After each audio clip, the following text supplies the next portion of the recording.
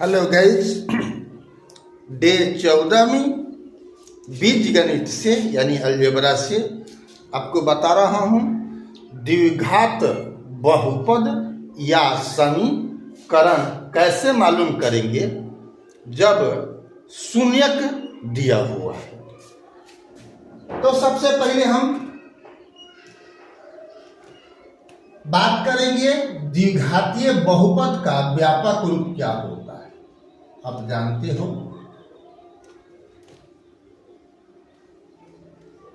द्विघातीय बहुपद का व्यापक रूप क्या होता है? ax square plus bx plus c होता है, जहां a बराबर नहीं है 0, a का मान 0 नहीं होगा। तो इसका मतलब यह हो गया कि केवल x स्क्वायर भी क्या है? द्विघातीय बहुपद है। अगर इसमें a 0 हो जाएगा तो क्या होगा? ये खत्म हो जाएगा, बच जाएगा bx प्लस c, तो द्विघातीय बहुपद नहीं होगा, बल्कि ये क्या हो जाएगा? एक रैखिक हो जाएगा, क्योंकि x का मान 1 रहेगा और ये तो आपको गायब रहेगा। ठीक है। और द्विघातीय समीकरण, ये तो हुआ बहुपद, समीकरण तो इसमें क्या लगा देना होगा? बराबर 0। बहुपद के जगह पर समीकरण रहेगा तो ax square plus bx plus c, ये होता है द्विघातीय बहुपद और समीकरण का व्यापक रूप। ठीक है। अब हमको सवाल पूछता है कि शून्य, तब जानते हो कि द्विघातीय बहुपद हो या द्विघातीय समीकरण हो तो बहुपद में शून्यक दिया रहता है। क्या शून्यक दिया रहता है? एल्फा बीटा, है ना। अगर समीकरण होगा तो समीकरण में दिया रहेगा मूल, यही एल्फा बीटा मान लिया जाता है सांकेतिक रूप में।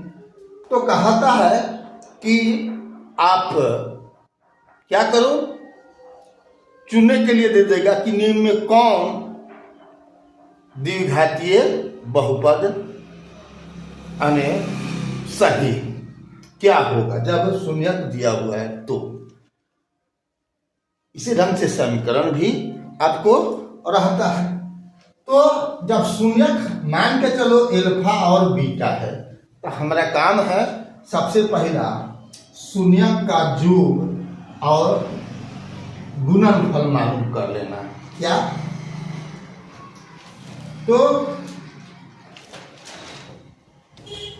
शून्यकों का योग, शून्यकों का योग क्या? एल्फा प्लस बीटा, अगर दो शून्यक है तो। और फिर शून्यकों का गुणनफल क्या? Alpha beta. ठीक है।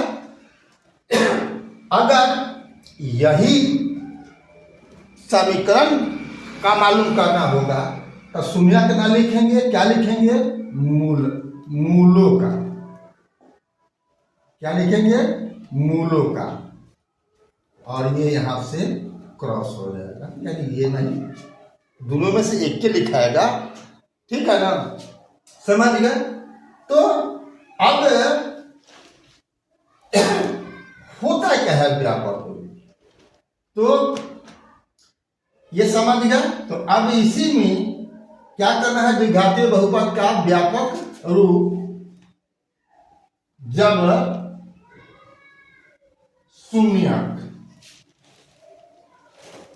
शून्यक एल्फा और बीटा हो,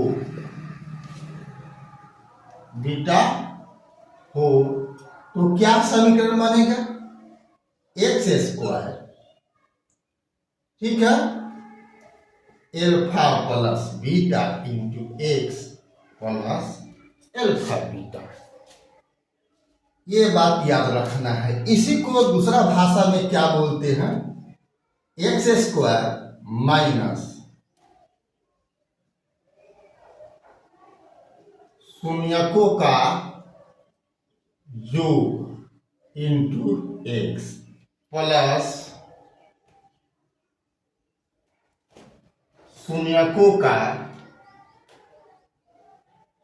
गुणनफल।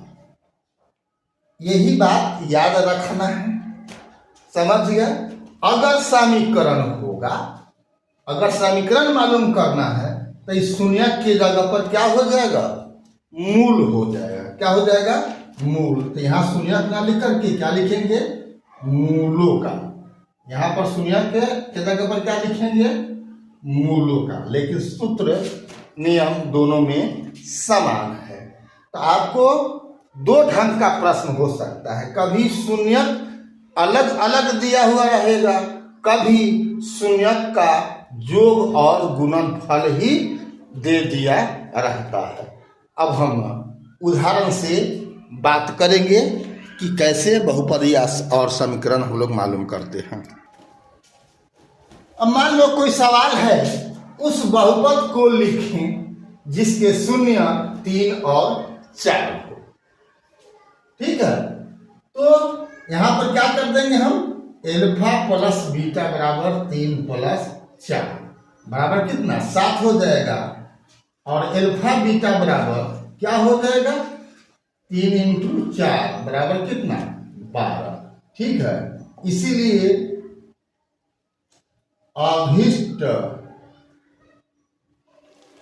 बहुपद क्या हो जाएगा? X square minus alpha plus beta into x plus alpha beta.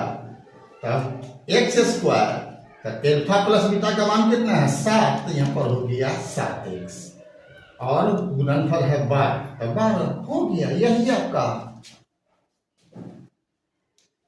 बहुपद हो गया। ठीक है, अगर रहेगा जिसके मूल उस, यहां पर सवाल में द्विघातीय बहुपद करो, द्विघातीय बहुपद लिखें, है ना? उस द्विघातीय बहुपद को लिखें जिसके क्या? शून्य